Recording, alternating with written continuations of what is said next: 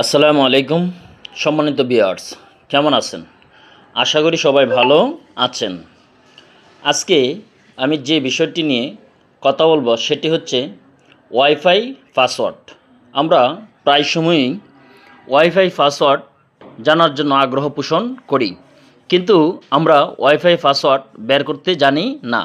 আমাদের অনেক সময় আমাদের প্রতিবেশী বা আত্মীয় স্বজনের বাসায় বা দোকানপাটে গিয়ে আমরা বলি যে ভাই একটু আপনার ওয়াইফাই পাসওয়ার্ডটা দেন।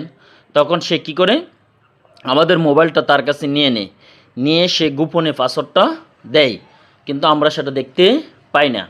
কিন্তু সেই ওয়াইফাইয়ের পাসওয়ার্ড দেখা অতি সহজ। আপনি যদি কোনো এক সময়, অর্থাৎ আপনার মোবাইলে কোনো একটি ওয়াইফাই পাসওয়ার্ড একবার ব্যবহার করে থাকেন, পরে মনে করেন আপনি সেটা ভুলে গেছেন, সেখান থেকে আপনি বের হয়ে আসছেন, কিন্তু 6 মাস বা 1 বছর পর আপনি সেই ওয়াইফাইটা আবার ব্যবহার করতে চাচ্ছেন। এখন আপনি লজ্জা পাচ্ছেন, কীভাবে ওই ব্যক্তিকে বলবেন যে ভাই আরেকবার ওয়াইফাই পাসওয়ার্ডটা দেন। সেটা আর জিজ্ঞাসা করার প্রয়োজন নেই।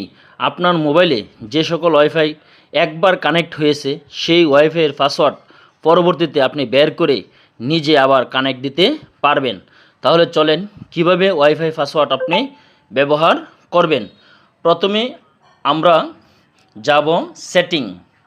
আপনার মোবাইলে আপনি সেটিং অপশনে যাবেন।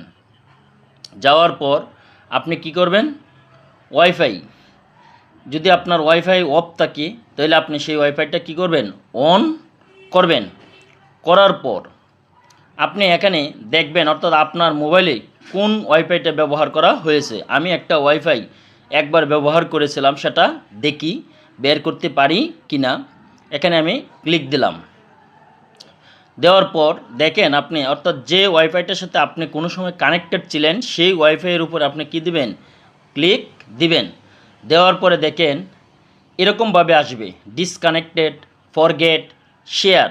এখন আপনি সেই শেয়ারে ক্লিক দিবেন।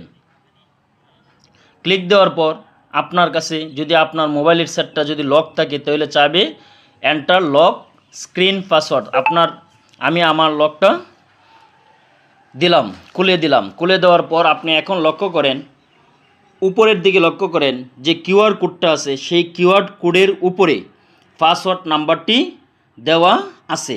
এইভাবে আপনি সেই পাসওয়ার্ডটা ব্যবহার করতে পারেন, অথবা আপনি কিউআর কোড স্ক্যানের মাধ্যমেও সেই ওয়াইফাই পাসওয়ার্ড ব্যবহার করতে পারেন। আশা করি সবাই বুঝতে পেরেছেন। সবাইকে ধন্যবাদ দিয়ে আমি এখানেই শেষ করছি। আল্লাহ হাফেজ।